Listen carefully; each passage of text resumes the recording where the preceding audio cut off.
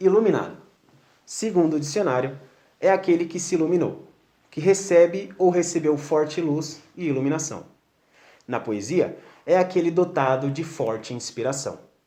Quando falamos sobre a história do esporte brasileiro, muitas personalidades vêm à nossa mente quando falamos sobre esses fenômenos. E a breve história que vamos contar hoje é sobre esse ídolo que foi um gigante dentro e fora das quadras. Fala pessoal, esse é o Página 1, o jornal experimental do curso de jornalismo da Universidade de Mogi das Cruzes. Eu sou o Gustavo Nunes e hoje a gente tem um convidado mais do que especial. Seu nome? Oscar Daniel Bezerra Schmidt. Você deve estar se perguntando quem que é esse rapaz? Bom, ele simplesmente é o maior cestinha das Olimpíadas, o maior cestinha de todos os tempos, com 49.737 pontos, o atleta brasileiro com mais participações em Olimpíadas, que foi a primeira em Moscou em 1980 e a última em 1996, Hall da Fama na FIBA, nos Estados Unidos e diversas outras coisas que provavelmente eu esqueci de falar ou que a gente vai falar mais para frente.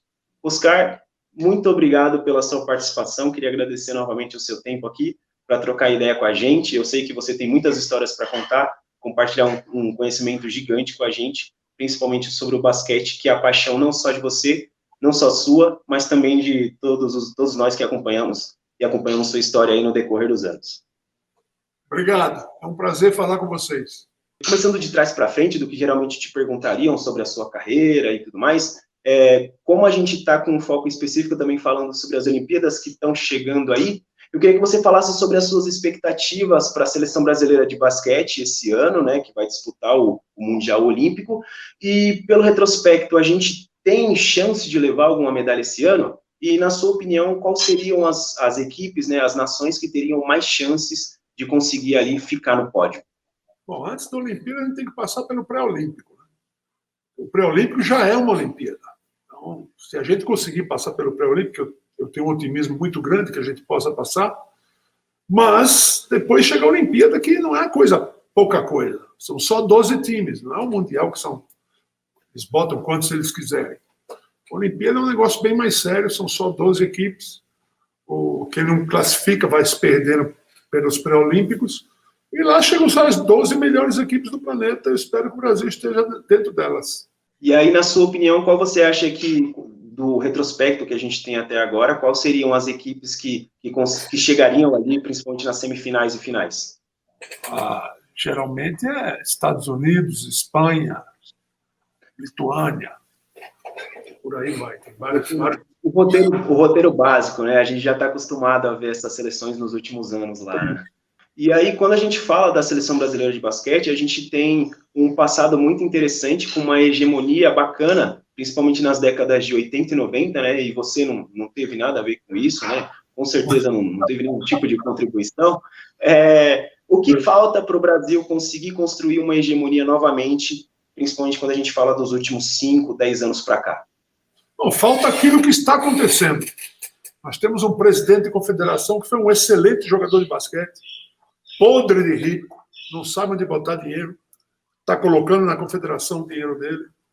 Eu acredito que com ele nós vamos fazer coisas certas. Não precisa ganhar, mas você precisa fazer coisas certas. Você não pode pedir um grande jogador de ver um treino da seleção. Isso já é uma coisa errada. Então, eu espero que a gente tenha oportunidades boas. Já tivemos agora no Mundial da China. O Brasil foi bem, só não deveria ter perdido para a República Tcheca, né? Porque aí complicou tudo. E aí foi jogar o time da Grécia contra a República Tcheca. O time da Grécia não queria que o jogo acabasse, mas o segundo vai descendo, né? E a República Tcheca foi a grande coisa que eu vi nessa Olimpíada, porque os caras metiam bola de 3 e marcavam pra cacete. Um timaço que não teve grande chance na fase final, porque os times eram realmente melhores do que o deles. Mas foi uma das coisas bonitas da Olimpíada, foi a República Tcheca. Além do que eu vi Kobe Bryant, Ginóbili, Gianakis, grandes atletas que passaram pelos mundiais, e eu tive esse prazer de estar sentado do lado deles. Saudoso Kobe Bryant, né? Que Deus o tenha, né, como o pessoal fala. Ainda dentro desse tema, quando a gente fala da seleção brasileira e do Brasil num cenário como um todo, né, em relação ao basquete, o Brasil agora tem desenvolvido, né, tem crescido com nomes interessantes que estão indo para fora. E na sua opinião, qual seria a principal característica do jogador de basquete brasileiro atualmente? Geralmente é o arremesso de 3 pontos. O brasileiro acredita muito nesse tipo de jogo. A minha geração fez uma pequena história com esse arremesso. E, sem falsa modéstia, fomos responsáveis pelos profissionais jogarem pelas próprias seleções. E é isso aí, o arremesso de 3 e o contra-ataque. São as características principais no ataque do time brasileiro. Além do que você precisa marcar, né? O ataque é só 50% do jogo. Os outros 50% é na defesa. Com certeza. E aí também, né? Não tem como não falar da criação ali da linha de 3, pô. Aquelas histórias clássicas, né? Você falando, ó, tá vendo aquela linha ali? O seu foco é aquela linha ali. Só caixa. O Ari Vidal que falou isso para nós, para mim e para o Marcel, quando começou a linha de 3. Ele chamou eu e o Marcel e falou assim, tá vendo essa linha aí no chão? Foi feita para vocês dois. Pode sair chutando que eu garanto. Pô, isso essa aí já é uma clássica já. E hoje o Steve Kerr pergunta para os jornalistas. Vocês lembram da geração do Oscar Schmidt? A gente joga igualzinho a eles. E a gente fazia isso 30 anos antes. Sim, sim. E não tem como, né? A linha de 3 acaba se tornando uma ferramenta muito importante para os jogos atualmente. A gente vê ali times como o Golden State, né? O Curry atualmente está chegando novamente a MVP por conta disso, né? Isso não, pô. O time do Steve Kerr privilegia muito o arremesso de 3. Muito.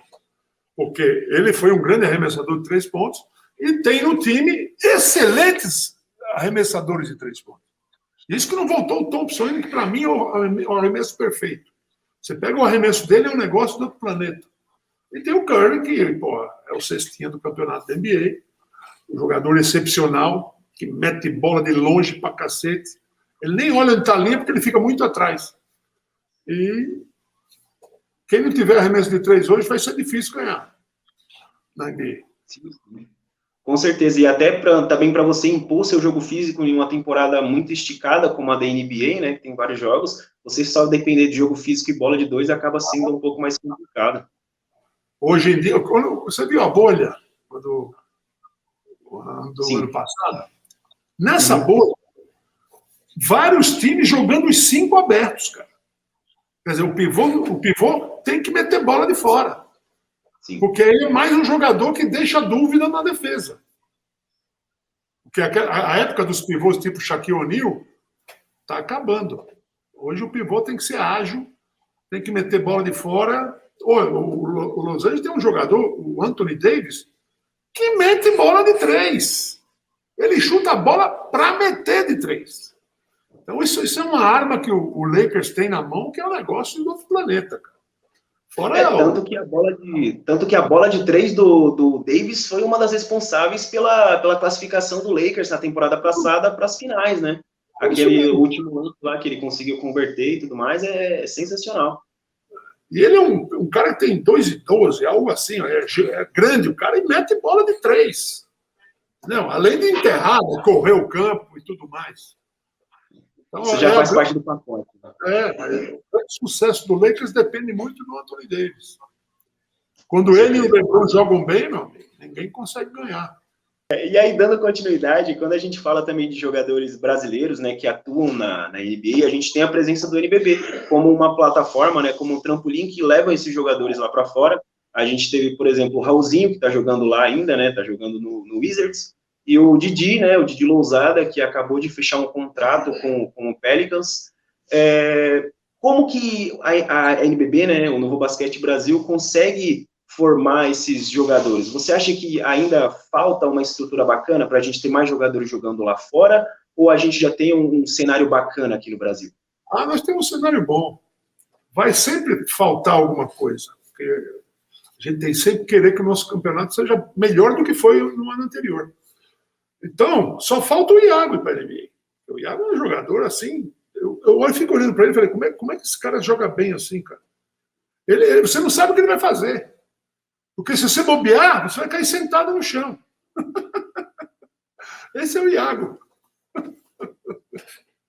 E aí, quando a gente fala, né, a gente fala de basquete, fala de esportes, a gente não tem como deixar de mencionar, né, situações como, por exemplo, a que você está no momento, está com a máscarazinha, né, por conta da pandemia.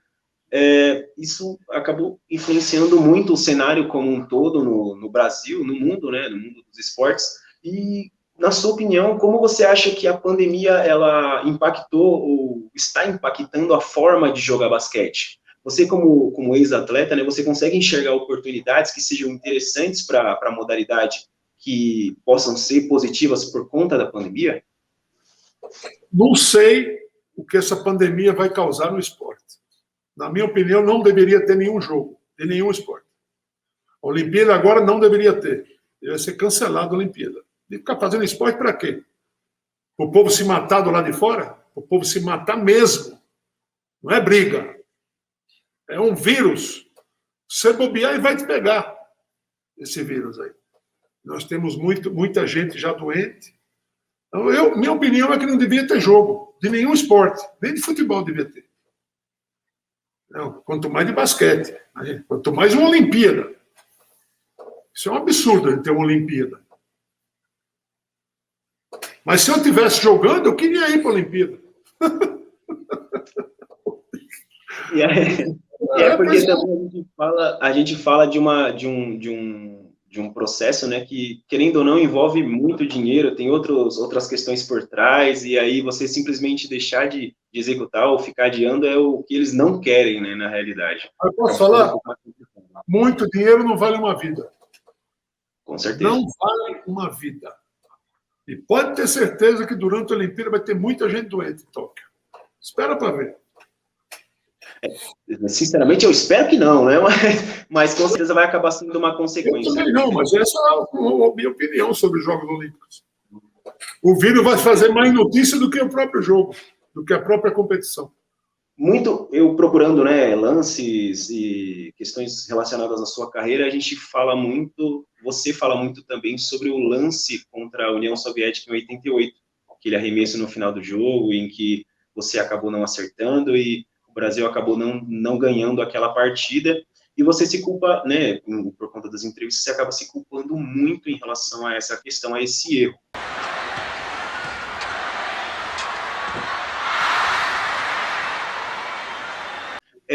Como você, como atleta e como pessoa também, né, conseguiu aprender a lidar com a derrota? Né? Você que é um rapaz muito competitivo, né, sempre foi durante a sua carreira, então como foi para você lidar com tudo isso e ainda assim continuar seguindo e continuar treinando, jogando novamente?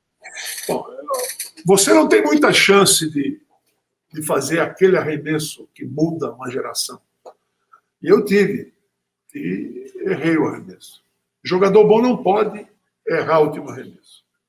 Não pode. Porque o time fez o certo. Deu a bola na minha mão, pensando, vai lá e ganha o jogo. Eu fui lá e errei o arremesso. Você tem 2 ou 3 chances, você não tem 20 chances. Você tem 2 ou 3, e uma delas eu errei o arremesso contra a União Soviética.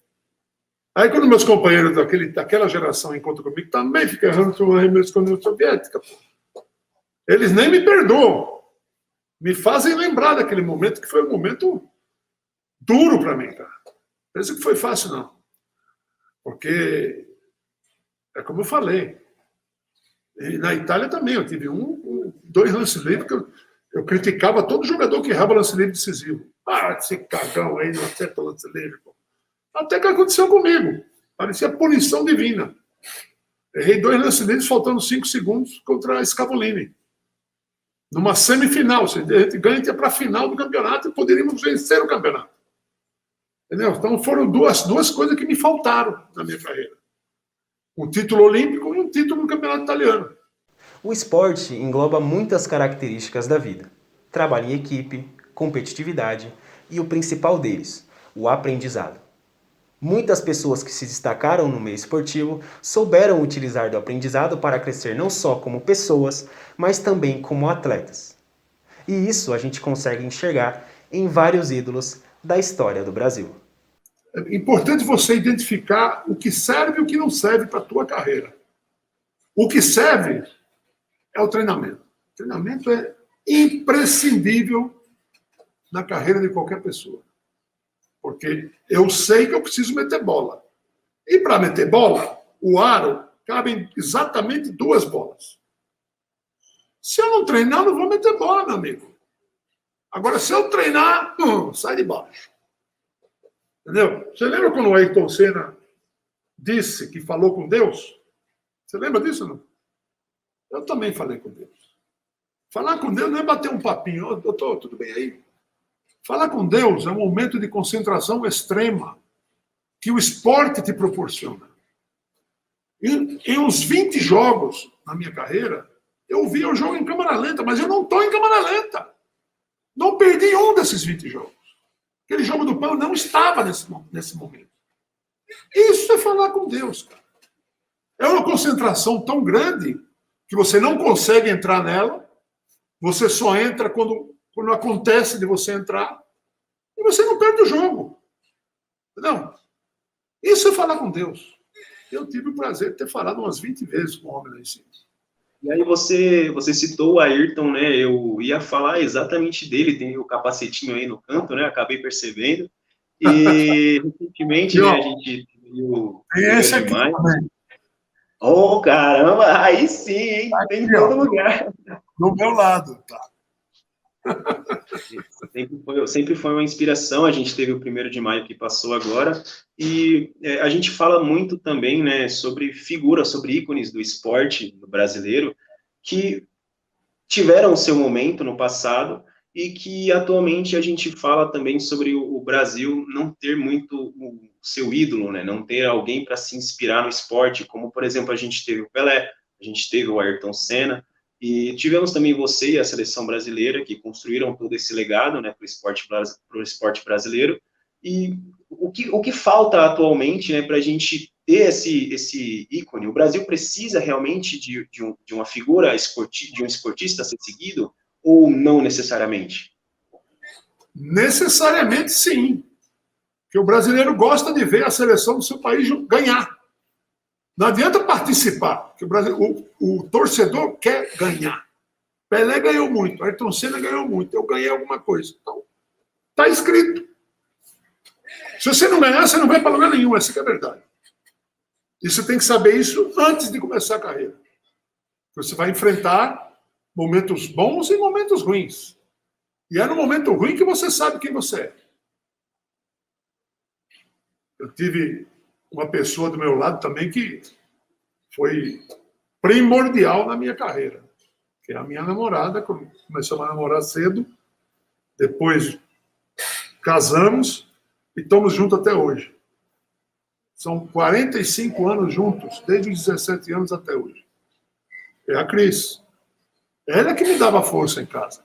E quando eu perdia jogo, eu chegava chutando tudo em casa. E ela que me acalmava. Ela que falava, vai treinar, cara. Porque no fim, os jornalistas todos vão estar do teu lado. Entendeu? Pena que eu não ganhei um campeonato italiano. Pena! Nossa, nem me fala. Ainda hoje ela te ajuda a pegar a bola e jogar para você arremessar? Pô? Hoje eu não treino mais, né? Mas esse pouco que teve aí das celebridades que me convocaram, eu aceitei, lógico. Eu treinei um mês todo dia. E ela passando bola para mim também. Não, ela também treinou um mês todo dia. Porque, uma ocasião dessa, eu não posso jogar mal. Porque tem muita gente que está me vendo e quer que eu jogue bem. Tem que deitar. Sem dúvida. Aí a mulher me deu 11 minutos, pô. Ninguém consegue ser o melhor do jogo em 11 minutos, né? Só se você arrancasse uma série de várias cestas de 3, aquelas que você está caindo para fora da quadra, você arremessa e mete. Agora, 11 minutos não vendo a bola, é duro, hein? E agora a gente está chegando um pouco mais para o final do nosso bate-papo, né? Queria agradecer novamente a sua presença e tudo isso que você está passando aqui para a gente. Eu queria que você falasse, né, o que o basquete te ensinou. Isso, lógico, é uma pergunta muito ampla, né, com uma resposta que pode ser mais ampla ainda, mas quando a gente fala em coisas que foram mais importantes para você em toda essa carreira que você teve como atleta profissional, o que o basquete, o que o esporte representa para você atualmente, né, e durante toda a sua vida? Primeiro que eu vejo basquete até hoje. Adoro ver basquete. Mesmo da NBB, adoro ver basquete. Vejo NBA, vejo NBB. Quando tem jogo da Europa, eu vejo também. Costumo dar meus palpites e acertar na maioria das vezes. Então, o basquete foi minha vida. Me deu tudo que eu tenho até hoje. Aliás, agora, ultimamente, eu tenho feito muita palestra, tenho ganho um pouquinho mais de dinheiro e tenho comprado as coisas que eu quero. Não passo vontades. Hoje, tudo aquilo que eu fazia pouco, hoje eu faço muito. Vamos para os Estados Unidos, vamos para os Estados Unidos. Desmarco tudo que tem pela frente, não tenho chefe. Essa é a melhor coisa que o basquete fez para mim. Quer dizer, no basquete eu tinha chefe, que era meu técnico. Agora que eu faço palestra, eu não tenho chefe. Desmarco tudo e vamos embora. Não. Então, isso se chama qualidade de vida. E eu posso fazer isso. Se eu tivesse, por exemplo, trabalhando numa televisão, eu tinha que pedir autorização para ir embora. Imagina! E hoje eu não estou mais, porque isso me dá uma liberdade que você não tem ideia. Então, isso que o basquete me deu. Me deu a oportunidade de ter grandes amigos, poucos, mas bons. Me deu a oportunidade de ter 2 filhos lindos e de ter a pessoa mais importante que eu já vi, que é a minha esposa. Falo isso de olho aberto, faço isso, falo isso de tudo. Então, para mim, foi isso.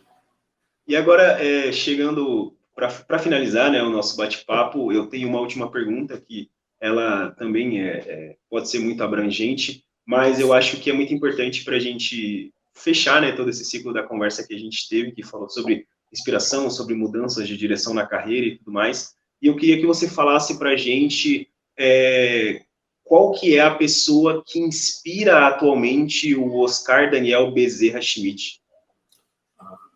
Minha esposa, precisa muito passar por isso. Ela é de uma mentalidade impressionante, cara. Eu tenho um orgulho danado de dizer que eu só venci porque tive ela do meu lado. Se ela não tivesse do meu lado, eu não teria vencido. Pode ter certeza. Que o caráter dela, a força que ela emite, é algo a ser pensado. Quando falamos da carreira de um atleta, é quase impossível trabalhar sobre todos os aspectos que envolveram a sua evolução profissional durante a sua vida. E ao falar de Oscar Daniel Bezerra Schmidt, é quase como tentar enxergar detalhes em uma velocidade inimaginável, como a velocidade da luz. E se tratando desse cara iluminado, isso nunca fez tanto sentido. Smart misses. It looked like the USA was going to win in a rout. Brazil wins the gold. Shocking game.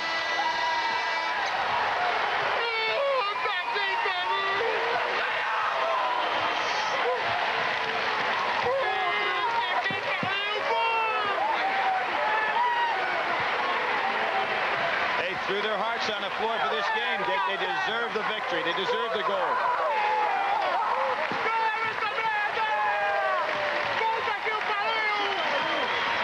Oscar scored 35 of his 46 points in the second half. Brazil wins the gold medal. We'll be back.